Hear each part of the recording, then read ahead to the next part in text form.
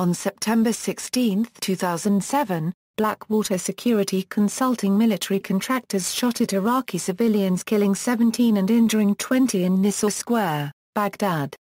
The killings outraged Iraqis and strained relations between Iraq and Washington.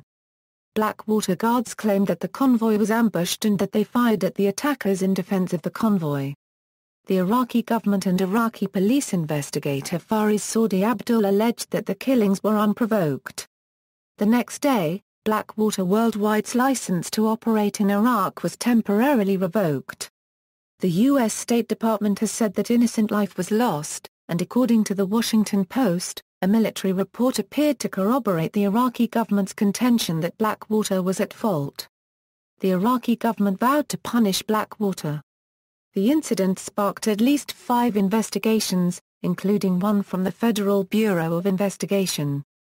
The FBI investigation found that, of the 17 Iraqis killed by the guards, at least 14 were shot without cause.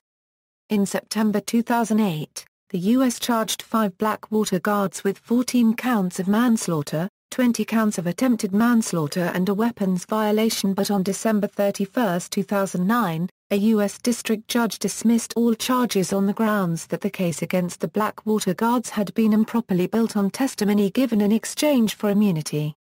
Prime Minister Nouri al-Maliki harshly criticized the dismissal. In April 2011, a U.S. federal appeals court reinstated the manslaughter charges against Paul Slough, Evan Liberty, Dustin Hurd and Donald Ball after closed-door testimony. The court said we find that the district court unregistered trademark's findings depend on an erroneous view of the law. A 5th guard had his charges dismissed and Jeremy Ridgway, a 6th guard, pleaded guilty to voluntary manslaughter and attempted manslaughter. The proceedings against the 4 guards are ongoing. On January 6, 2012, Blackwater settled a lawsuit filed on behalf of 6 of the victims, for an undisclosed sum. Incident. The Blackwater Guards' account of the incident differed from that set forth in an Iraqi government account. The latter claimed that as the convoy drew close to Nisour Square, a Kia sedan with a woman and her grown son in it was approaching the square from a distance, driving slowly on the wrong side of the road, and that the driver ignored a police officer's whistle to clear a path for the convoy. According to this account, the security team fired warning shots and then lethal fire at the Kia. Then set off stun grenades to clear the scene. Iraqi police and Iraqi army soldiers, mistaking the stun grenades for fragmentation grenades, opened fire at the Blackwater men, to which they responded. In the account by the Blackwater firm, it stated that the driver of the Kia sedan had kept driving toward the convoy, ignoring verbal orders, hand signals, and water bottles which were thrown at the car, and continued to approach even when fired upon. An Iraqi policeman went over to the car possibly to help the passenger, but the vehicle kept moving and it looked to the guards as if the policeman was pushing it. In their view, this confirmed that they were under attack by a vehicle bomb, whereupon they fired at the car, killing both people in it as well as the Iraqi policeman. In response to the guards' killing of the Iraqi policeman, other Iraqi police officers began to fire at the Blackwater men. Since insurgents in Iraq often disguise themselves by wearing police uniforms, the guards could not be sure they were dealing with actual police. They communicated to the State Department Operations Center that they were under attack. A State Department employee who, walking into the department's Baghdad Operations Center on the day of the incident, heard a radio call from the convoy, contact. We are taking fire from insurgents and Iraqi police. According to Blackwater Vice President Marty Strong, the convoy was hit with a large explosive device, and repeated small arms fire, which disabled a vehicle. Several sources have stated that the explosion was caused by a mortar round, though this is not reflected in the Department of State incident report. Blackwater has denied Iraqi allegations that one of their helicopters fired from the air during the incident. A State Department report stated that 8 to 10 attackers opened fire from multiple nearby locations, with some aggressors dressed in civilian apparel and others in Iraqi police uniforms.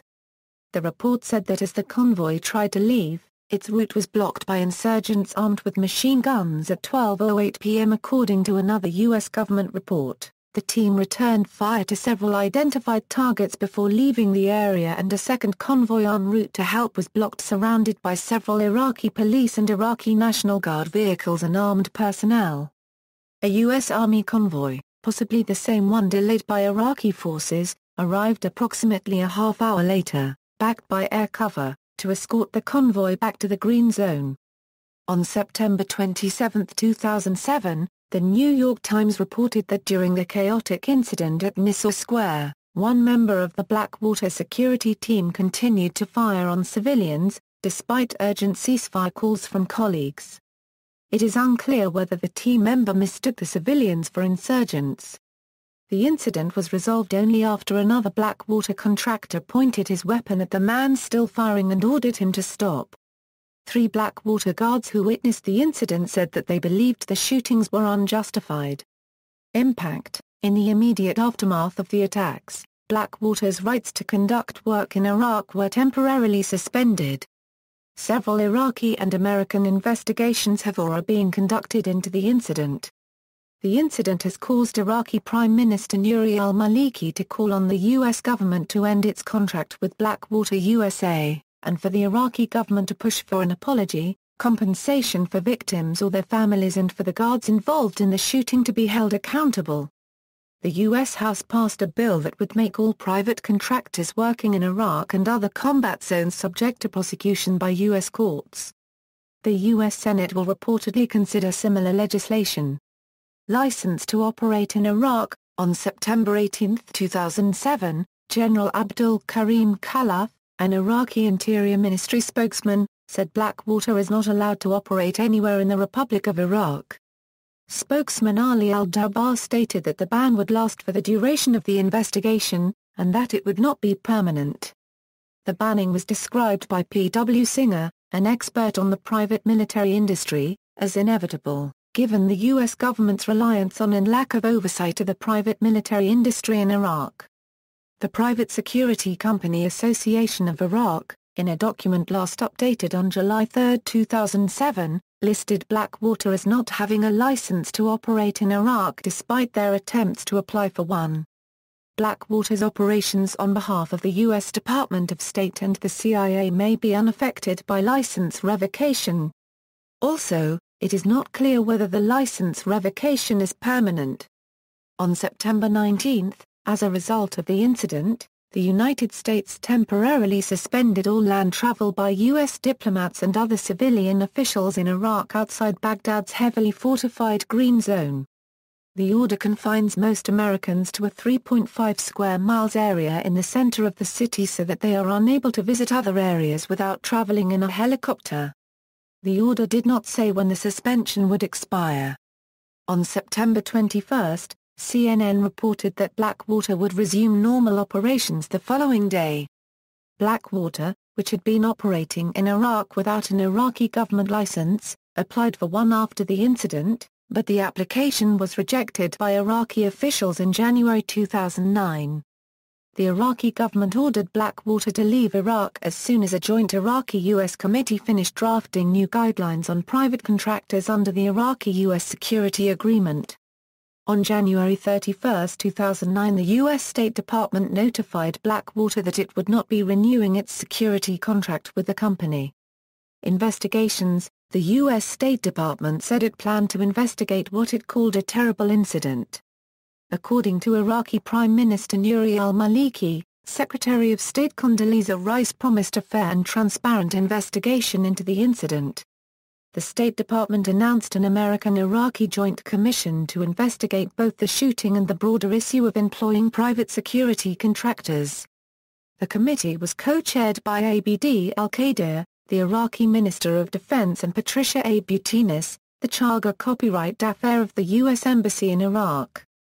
Henry Waxman, the chair of the House Committee on Oversight and Government Reform, which held hearings on the use of private security contractors in February 2007, said his committee would hold hearings to understand what has happened and the extent of the damage to U.S. security interests.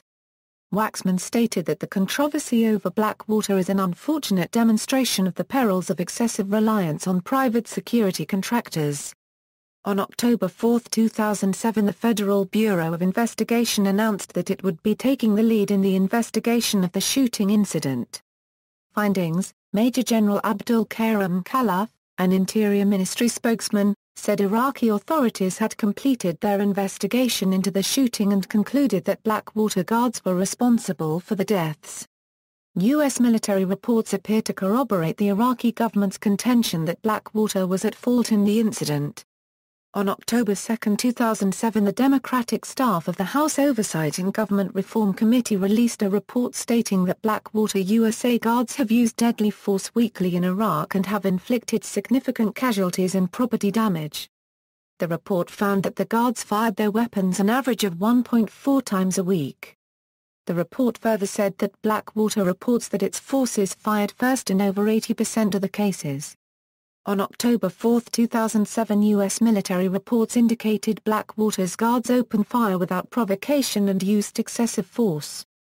It was obviously excessive, a U.S. military official speaking on condition of anonymity told the Washington Post. The civilians that were fired upon, they didn't have any weapons to fire back at them. And none of the IP or any of the local security forces fired back at them, the official continued. The Blackwater guards appeared to have fired grenade launchers in addition to machine guns, according to the report. On October 13, 2007, the FBI reported that it had concluded that at least 14 of the 17 Iraqis who died in the square had been killed without cause. The 3 justifiable killings were those of the 2 passengers in the white Kia sedan and an unidentified Iraqi nearby. Ann Tyrrell, a Blackwater spokeswoman, responded to the findings by saying Blackwater supports the stringent accountability of the industry. If it is determined that one person was complicit in the wrongdoing, we would support accountability in that. The key people in this have not spoken with investigators. On January 19, 2008, the New York Times reported that the contractor responsible for many of the deaths in the engagement, previously known only as Turret Gunner No. 3, is named Paul Slough. He enlisted in 1999, and served in Bosnia with the 3rd Infantry Division. He received an honorable discharge in 2002 and then enlisted in the Texas National Guard. He served 1 tour in Iraq before being hired as a personal security specialist in Iraq. Nothing in the New York Times report suggested a history of irresponsible or cowboy-like behavior.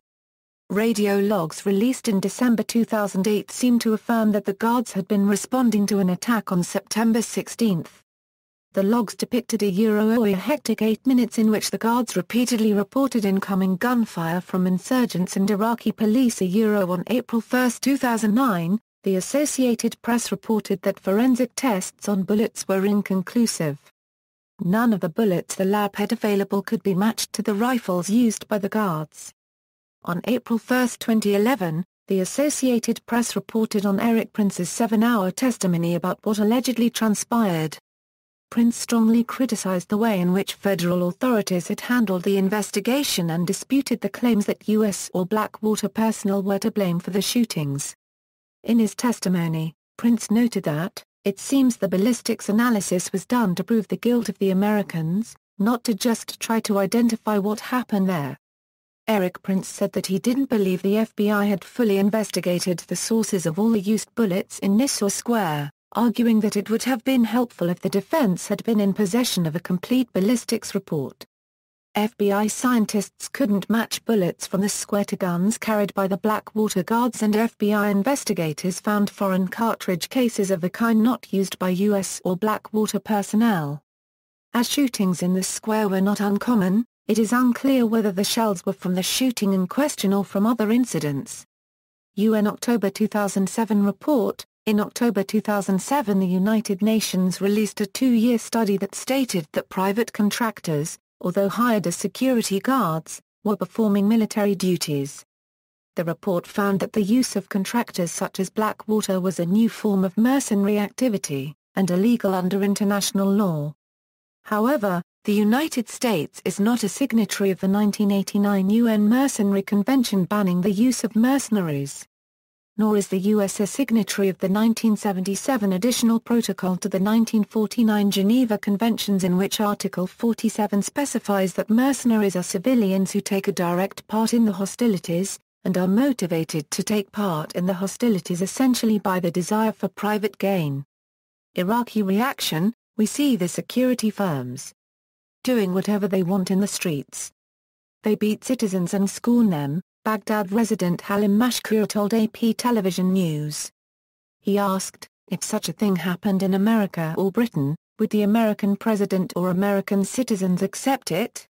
Hassan Jabir Salman, a lawyer who was one of the wounded, said that no one did anything to provoke Blackwater, and that as we turned back they opened fire at all cars from behind. An Iraqi police officer who was directing traffic at the scene said Blackwater guards became the terrorists when they opened fire on civilians unprovoked, while a businessman said he wasn't seeking compensation but only the truth from the guards. After a group of Iraqi ministers backed the Iraqi Interior Ministry's decision to shut down Blackwater USA's operations in Iraq, Iraqi Prime Minister Nouri al-Maliki called on the U.S. government to end its contract with Blackwater and called on Blackwater to pay the families $8 million in compensation. Reaction from Arab world: a U.S. judge's decision to dismiss all charges against Blackwater on January 1, 2010, sparked outrage in the Arab world. Actions against contractors: on September 24, 2007, the Iraqi Ministry of the Interior announced it would file criminal charges against the Blackwater staff involved in the shooting, although it is unclear how some of them will be brought to trial. A senior aide to al-Maliki said that 3 of the Blackwater guards were Iraqis and could be subject to prosecution. The aide also said that the Iraqi government was pushing for an apology, compensation for victims or their families, and for the guards involved in the shooting to be held accountable. U.S. Secretary of Defense Robert Gates testified before Congress that the Pentagon has sufficient legal authority to control its contractors, but that commanders lack sufficient means and resources to exercise adequate oversight. On October 4, 2007, the U.S. House passed a bill that would make all private contractors working in Iraq and other combat zones subject to the Military Extraterritorial Jurisdiction Act and thus prosecution by U.S. courts. Senate Democratic leaders have said they plan to pass similar legislation as soon as possible. On December 31, 2009, a U.S. district judge dismissed all the manslaughter charges because the case against the Blackwater guards had been improperly built on testimony given in exchange for immunity. Military expert Jim Hansen opined that the shootout is a horrible tragedy and innocents were killed, but it was not a crime. Although U.S. and Iraqi government investigations had claimed there was no justification for deadly force, they had overlooked clear and compelling proof that the guards opened fire because of a perceived threat and continued in response to incoming fire at the convoy. Further court action: Republican Richard J. Griffin, Assistant Secretary of State for Diplomatic Security appointed by George W. Bush, who made key decisions regarding the department's oversight of private security contractor Blackwater USA, resigned in November 2007, after a critical review by the House Oversight Committee found that his office had failed to adequately supervise private contractors during the Blackwater Baghdad shootings. On October 11, 2007, the Center for Constitutional Rights filed suit against Blackwater USA under the Alien Tort Claims Act on behalf of an injured Iraqi and the families of 3 of the 17 Iraqis who were killed by Blackwater employees during the September 16, 2007 shooting incident. Howard Krongard, a Republican contributor who was appointed Inspector General of the U.S. State Department by President George W. Bush in 2005, resigned in December 2007 after he was accused by the House Oversight Committee of improperly interfering with investigations into the Blackwater Baghdad shootings. In December 2008, the Justice Department announced that it was filing complaints against 5 of the Blackwater employees, and ordered them to surrender to the FBI.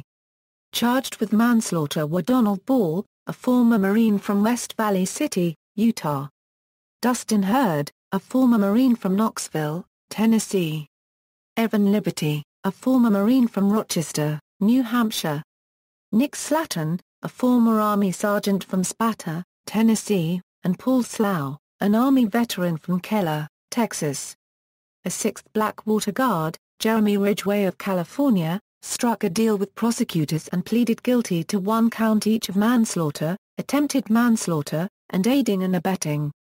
The trial was set for early 2010, but the charges were dismissed by District Judge Ricardo Urbina, who ruled that the Justice Department had mishandled evidence and violated the guards' constitutional rights.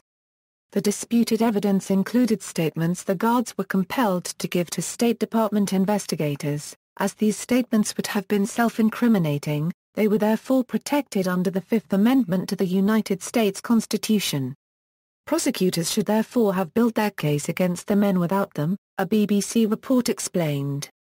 The district court found that the government had mishandled the case by using tainted statements the guards provided in the initial investigation. The official court document explained that the government failed to establish that the Iraqi witnesses it presented to the second grand jury were not in any way influenced by their previous exposure to the defendant's unregistered trademark compelled statements. This evidentiary use of tainted information constitutes yet another Castigar violation. On April 22, 2011, a federal appeals court panel revived the Justice Department's prosecution of the former Blackwater Worldwide Guards accused. A 3-judge panel of the Court of Appeals for the District of Columbia Circuit found systemic errors in the district court's 2009 decision to dismiss charges against the 5 former Blackwater guards. On June 5, 2012, the U.S. Supreme Court declined to review the appeal court ruling, allowing the trial to proceed. See also, Blackwater Worldwide, Human Rights in Occupied Iraq, Shadow Company, References. External links, Broder, John M. Chief of Blackwater defends his employees. The New York Times. Retrieved October 4, 2007. Raghavan, Sudarshan. Tracing the paths of 5 who died in a storm of gunfire. The Washington Post. Retrieved October 5, 2007. Scahill, Jeremy. Blackwater's youngest victim. The Nation. Retrieved February 8, 2010.